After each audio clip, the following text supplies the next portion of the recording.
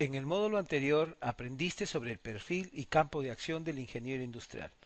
Ahora, en este módulo definiremos qué es un proceso, cuáles son sus herramientas de análisis de los procesos y aprenderemos a construir diagramas de procesos. ¿Reconoces estos símbolos y señales? ¿Por qué crees que el ser humano los utiliza? Los símbolos han existido desde las sociedades primitivas con el uso de las pinturas rupestres como representación de su arte o creencias. En nuestros días existe variedad de símbolos que transmiten un significado distinto al de las antiguas civilizaciones. Hablamos, por ejemplo, de los símbolos culturales, artísticos, políticos, deportivos, científicos, informáticos, etc. Vivimos en una sociedad donde necesitamos relacionarnos y comunicarnos. Por ello, en nuestra vida cotidiana estamos inmersos entre diversos signos, señales y símbolos que cumplen diferentes objetivos. Nosotros los utilizamos porque nos ayuda a entender nuestra razón de ser a través de un lenguaje común, pero sobre todo nos ayudan a simplificar, ordenar y mejorar nuestra vida. Como futuro ingeniero industrial, deberás buscar la mejor manera de simplificar el trabajo y hacer uso eficiente de los recursos. Tu objetivo será satisfacer las demandas de los clientes. Una empresa será tan eficaz como lo sean sus procesos. Estos son la radiografía de la compañía y su análisis adecuado les permitirá adaptarse a frecuentes cambios del entorno. ¿Por qué crees que el ingeniero industrial es bienvenido en toda la organización? Porque manejamos y mejoramos eficientemente los procesos. ¿Y en dónde los encontramos? Mira a tu alrededor. ¿Qué procesos reconoces en tu hogar o en tu empresa? Todo es resultado de un proceso. Desde el jugo de naranja, el azúcar que utilizas para el desayuno, el transporte que utilizas para trasladar a tus hijos al colegio, el reloj con el que visualizas la hora para llegar al trabajo o a la universidad, los dispositivos con los que te comunicas con tu familia y amigos, incluso la gaseosa que tomas durante el refrigerio o cualquier producto que puede ser un bien o servicio que nos imaginemos. Se inicia desde la obtención del insumo para transformarlos hasta llegar a un producto terminado y colocarlo en el mercado para satisfacer las necesidades del cliente. Todo ello es resultado de un proceso. Hola, ¿sabía usted cómo se hace la gaseosa más famosa del mundo? Acompáñeme. El proceso de elaboración de esta popular bebida nacida en Atlanta se inicia cuando las materias primas se mezclan. Azúcar de la mejor calidad, agua purificada y un preparado secreto. Así se obtiene un jarabe concentrado. Simultáneamente, los envases retornables son inspeccionados minuciosamente con equipos de alta tecnología que garantizan botellas en perfectas condiciones higiénicas. Solo los envases que cumplen las condiciones de inspección se lavan, esterilizan y pasan a la sala de embotellado. Aquí al jarabe se le añade más agua purificada. Se enfría la mezcla, se le adiciona gas carbónico y se llenan las botellas con la refrescante gaseosa. Los envases se tapan, se colocan en cajas y se distribuye el producto a todo el país. Y así, bajo los más estrictos controles y estándares de calidad, se produce la gaseosa número 1 del mundo. Interesante, ¿no? En el video de fabricación de gaseosas se puede observar las entradas o insumos utilizados para el proceso de transformación hasta obtener finalmente un producto listo para la venta. Las empresas, según sus operaciones, ejecutan procesos para la producción de bienes físicos y servicios. El procedimiento inicia con el uso de los recursos o entradas que nos proporcionan los proveedores para obtener un producto terminado o salidas. El objetivo final es lograr la satisfacción del cliente. ¿Y qué será un proceso? Según The American Society for Quality, un proceso es un sistema de actividades de trabajo correlacionadas caracterizados por un conjunto de entradas específicas y de tareas de valor añadido que crean un procedimiento para un sistema de salidas específicas. ¿Qué se puede transformar en un proceso? No solo podemos transformar materiales como gaseosas, como en el ejemplo anterior, sino también se puede modificar personas e información. ¿Cómo visualizar un proceso? Para comprender, entender y medir un proceso hay que visualizarlo a través de diagramas. Por eso podemos decir, si una imagen vale más que 1000 palabras, un diagrama vale más que 1000 procedimientos. ¿Con qué diagramas podemos visualizar los procesos? Podemos hacer uso de herramientas de análisis. Estos recursos son representaciones gráficas que nos permiten analizar adecuadamente los procesos.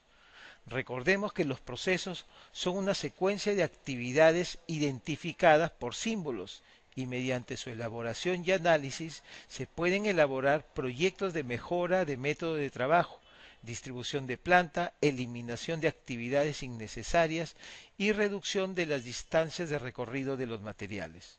En este sentido, el objetivo principal es sobre todo simplificar el trabajo. Ahora te presento dos tipos de diagramas de procesos a utilizar. En primer lugar, tenemos al diagrama de análisis de procesos, conocido también como DAPE. Este representa la secuencia de todas las actividades que ocurren o se desarrollan durante un proceso. Y en segundo lugar está el diagrama de operaciones de proceso, más conocido como DOP. Este diagrama representa la secuencia de las operaciones e inspecciones que se desarrollan durante un proceso. ¿Qué necesitamos para la construcción del diagrama? Primero, necesitamos fijar la actividad a estudiar y decidir si el sujeto que se ha de seguir es una persona, un producto, una pieza, un material o un impreso.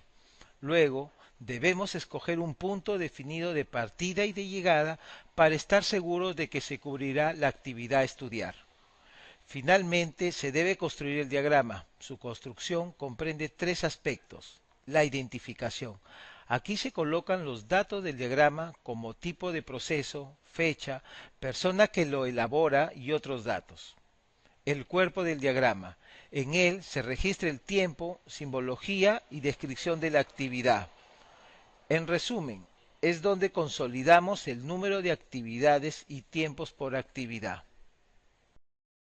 ¿Qué simbología utilizaremos? Comenzaremos con la operación representada por el círculo. Este indica la realización de una actividad específica. Esta pieza, materia o producto se modifica durante la operación. Por ejemplo, mezclar insumos, recolectar huevos, limpiar el taller, repartir bebidas o cortar una tela, etc. Además, tenemos la inspección representada por el cuadrado que indica la verificación de la calidad, cantidad o ambas, sin que se sufra ningún cambio en la actividad. Es decir, se examina el cumplimiento de un estándar o especificación. Por ejemplo, examinar información impresa, leer el medidor de vapor en el quemador o examinar calidad del material o producto. Asimismo, tenemos el transporte, representado por la flecha que indica el movimiento de los trabajadores, materiales y equipo de un lugar a otro. El desplazamiento debe ser mayor o igual a 1.5 metros. Por ejemplo, el traslado de cajas por medio de una faja transportadora o en carretilla, o desplazar equipos por medio de una grúa. Por otro lado, tenemos el almacenamiento. Este se representa por el triángulo que indica depósito de un objeto en un almacén por un tiempo determinado. Un ejemplo es depositar maíz en un granero, almacenar archivos e información y guardar productos terminados en almacén. Además, tenemos a la espera representada por un símbolo en forma de D. Esta indica la demora en el desarrollo de los hechos o el trabajo en suspenso entre operaciones sucesivas. Un ejemplo son los envases etiquetados que están a la espera de ser empacados o simplemente permanecen ante la llegada del ascensor. Y por último, tenemos una actividad combinada, que es la operación inspección, la cual indica la ejecución de dos actividades al mismo tiempo. Esta actividad se presenta cuando se requiere hacer una operación y al mismo tiempo verificar que cumpla las especificaciones predefinidas, como por ejemplo, cortar cajas y verificar que el molde se encuentre dentro de los estándares solicitados. Según la simbología, ¿todas las actividades mencionadas agregan valor al proceso? ¿Realmente se agrega valor al cliente? ¿Le conviene adquirir nuestro producto? Para la elaboración de cada producto existe un proceso que lo apoya. En este sentido, debemos hacernos estas cuestiones. Si decimos que el proceso agrega valor, hay que preguntarnos durante el procedimiento de todas las actividades. Por ejemplo, fabricar una pieza en una máquina y prestar un servicio al cliente se consideran generalmente como actividades con valor agregado.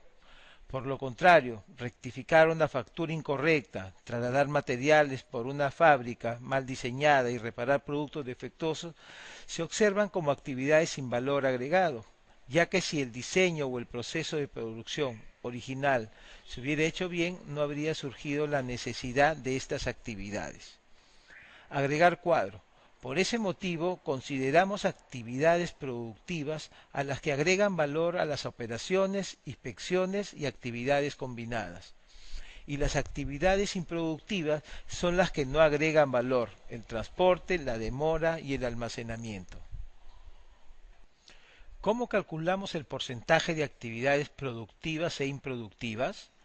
Para esto debemos considerar los tiempos que nos toman cada actividad, separando las actividades productivas de las improductivas.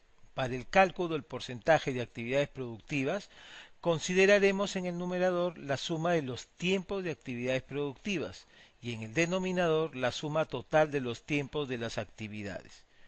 Para el cálculo del porcentaje de actividades improductivas se tendrá en cuenta en el numerador la suma de los tiempos de actividades improductivas y en el denominador la suma de los tiempos de todas las actividades.